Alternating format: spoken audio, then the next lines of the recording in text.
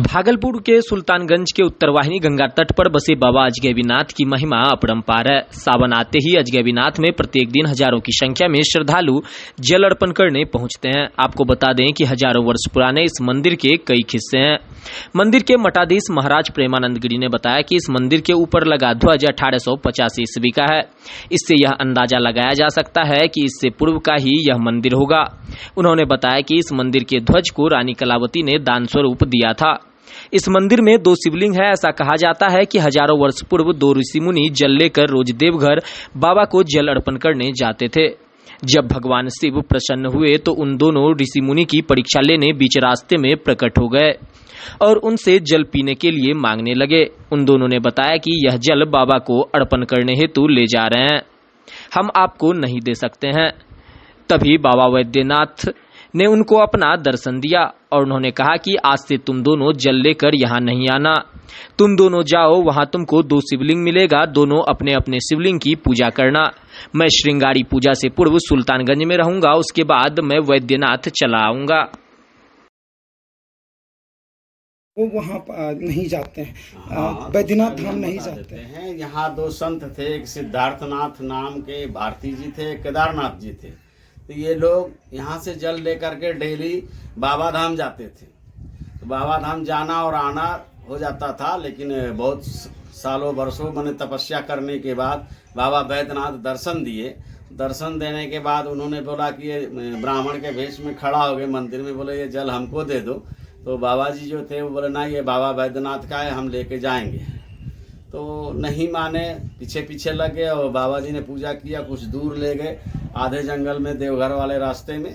तो वहाँ जा कर के उन्होंने अपना बोला, नहीं अगर आप इतना जिद कर रहे हैं तो आप अपना असली रूप में आइए तो हम दे देंगे आपको जल। महात्मा बोला।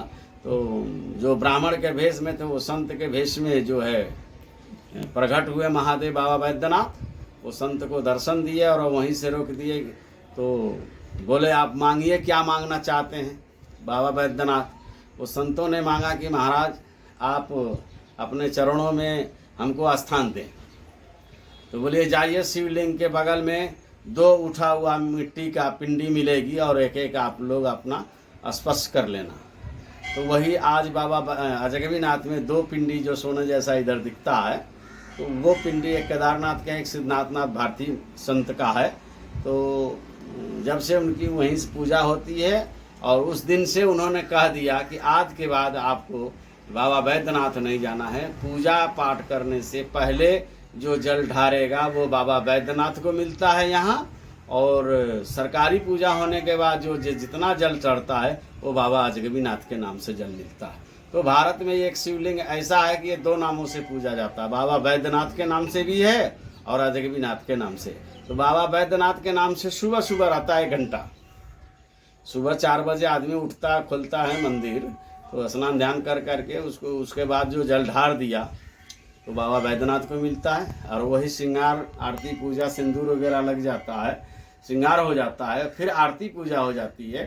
तो उसके बाद जो जल ढरता है सारा दिन वो सब बाबा अजगैबीनाथ को मिलता है। इससे पहले सरकारी पूजा से पहले जो भी जल ढरता है वो बाबा वैद्यनाथ को मिलता है। इस तरीके से ऐतिहासिक। तो उसके बाद कई महात्माओं ने परीक्षा भी लेना चाहा तो कष्ट हुआ, उसके बाद डर के मारे कोई नहीं गया। हम भी गए थे एक बार, तो हमको भी कष्ट हुआ थोड़ा।